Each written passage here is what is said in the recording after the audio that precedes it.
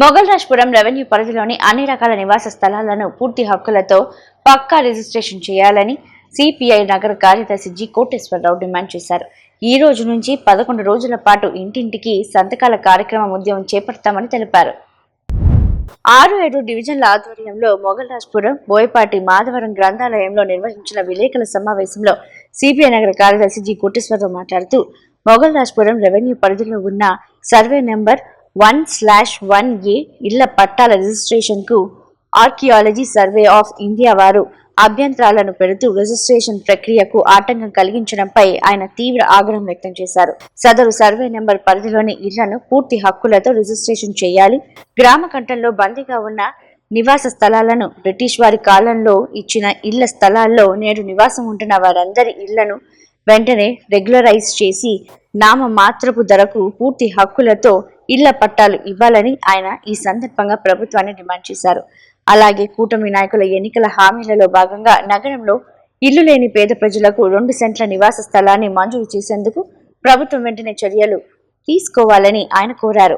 ఇందుకు సంబంధించి ప్రజలకు అవగాహన కల్పించేందుకు సిపిఐ నగర కార్యవర్గ సభ్యుడు అప్పురబోతు రాము ఆధ్వర్యంలో మే 1వ తేదీ నుండి ఇంటింటి ప్రచార కార్యక్రమం ప్రారంభించడం జరుగుతుందని, ఈ ప్రచార కార్యక్రమం ద్వారా స్థానిక ఇళ్ల యజమానుల నుండి సంతకాల సేకరణ నిర్వహించి ఆ సంతకాలతో కూడిన వినతి పత్రం మే 11వ తేదీ స్థానిక ప్రజలతో సిపిఐ విజయవాడ నగర సమితి ఆధ్వర్యంలో జిల్లా కలెక్టర్ గారికి వినతి పత్రం అందజేయడం జరుగుతుందని ఆయన తెలియజేశారు.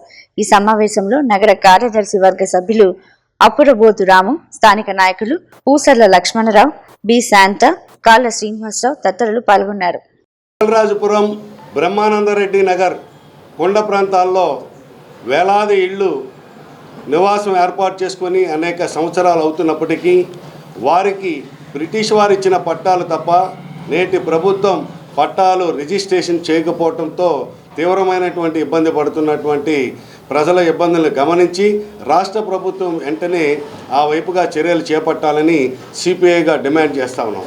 ఇప్పటికే ఆర్కియాలజీ సర్వే ఆఫ్ ఇండియా వారు ఈ పట్టాలు రిజిస్ట్రేషన్ చేయటానికి అభ్యంతరాలు పెట్టారని చెప్పి, ముఖ్యంగా ఇవన్నీ కూడా పురాతన వస్తు శాఖ పరిధిలో ఉన్నటువంటి ప్రాంతాలు కాబట్టి ఈ ప్రాంతాల్లో ఉన్నటువంటి ఇళ్ల రిజిస్ట్రేషన్ చేయటానికి అభ్యంతరం పెడుతూ కేంద్ర ప్రభుత్వం ఒక జీవో తీసుకురావడం ద్వారా రాష్ట్ర ప్రభుత్వం దాన్ని అమలు చేయటంలో వెనకడుగు వేస్తున్నటువంటి తీరుని మేము ఈ సందర్భంగా కోరేటటువంటిది.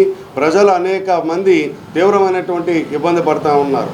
వారి ఇళ్ల పట్టాలు రిజిస్ట్రేషన్ లేకపోవడంతో బ్యాంకులు లోన్ తీసుకోవాలన్నా పిల్లల వివాహాలకు కానీ లేకపోతే చదువులకు కానీ తీవ్రమైనటువంటి అభ్యంతరాలు ఇబ్బంది పడుతున్నటువంటి దాన్ని దృష్టిలో పెట్టుకొని ప్రభుత్వం వెంటనే సర్వే నెంబర్ 1/1Aలో ఉన్నటువంటి ప్రాంతం మొత్తం కూడా రిజిస్ట్రేషన్ చేసేటటువంటి దానికోసం నామమాత్రపు ధరకి రిజిస్ట్రేషన్ చేసేటటువంటి దానికోసం చర్యలు చేపట్టాలని చెప్పి ఇప్పటికే ఒకసారి ఈ ప్రాంతంలో ఉన్నటువంటి ప్రజలందరినీ కలుపుకొని సదస్సు నిర్వహించాం.